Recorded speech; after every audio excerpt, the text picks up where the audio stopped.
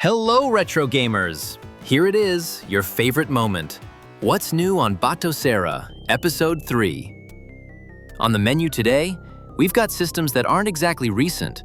Some pixels might give you a nostalgic poke, but they're exciting.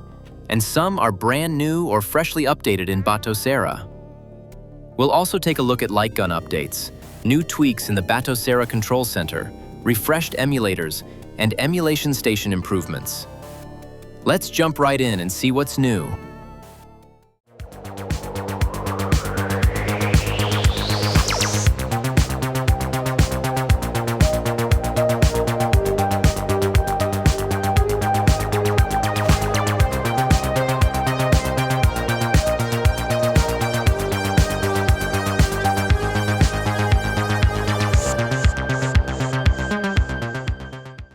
All right, let's start with the first system. The Casio Loopy.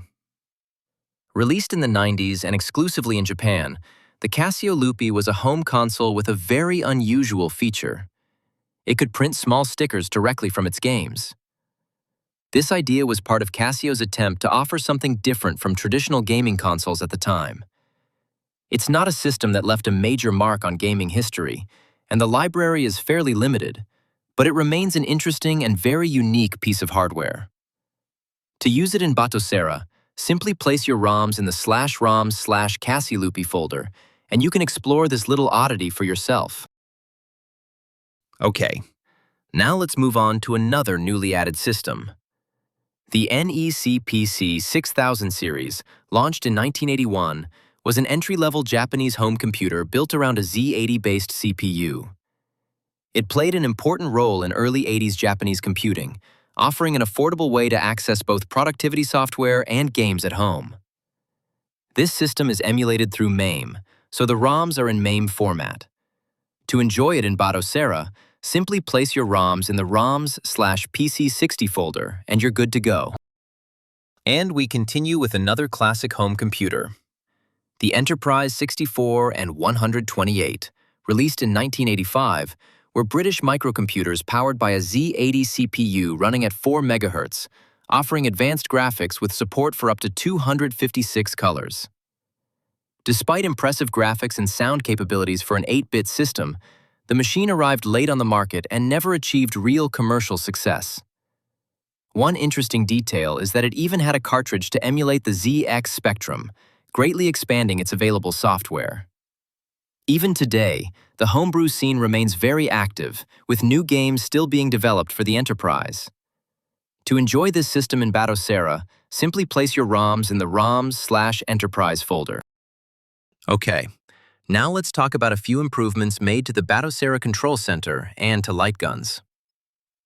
As you know, Batocera puts a lot of focus on delivering the best possible Lightgun experience, while keeping everything as simple and user-friendly as possible.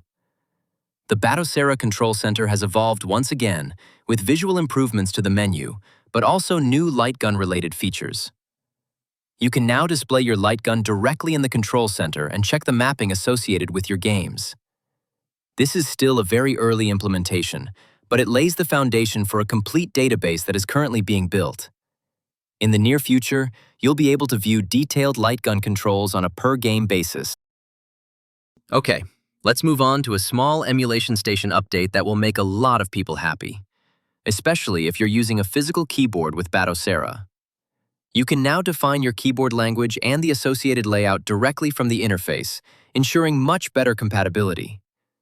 This was already possible by editing Batocera configuration files manually, but we wanted to make things simpler and more accessible by bringing this option straight into Emulation Station.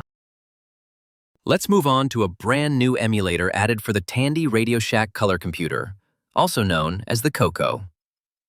This new emulator is called Xroar, and it brings several additional options compared to MAME, offering more advanced and flexible features for deeper emulation of this system. There are still a few options to be added in the future, but this is already a very solid starting point.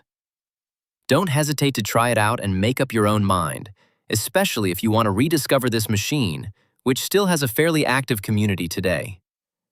Keep in mind that using Xroar requires specific BIOS files to run properly. As usual, Make sure to check the info.txt file in the ROM/Coco folder for more details.